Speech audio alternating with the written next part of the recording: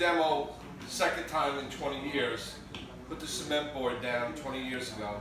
Didn't realize they used so many screws. Started with this, probably would have been here 100 years. Went online, looked up ways to remove cement board, and came across this tool, which is called the Honey Badger. This is their 40-inch tool. They have a 52 or 54-inch. I saw some of the reviews. It was excellent. There was one guy that says it was useless, but I don't think so.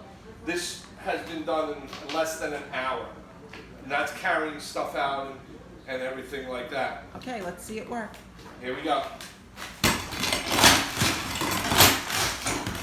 Driving it under. Lift it. And flip it over.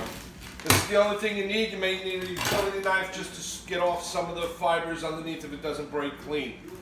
Can't get this in any of the home improvement stores or tool rentals. The guy at Tool Rental Place never even heard of it before.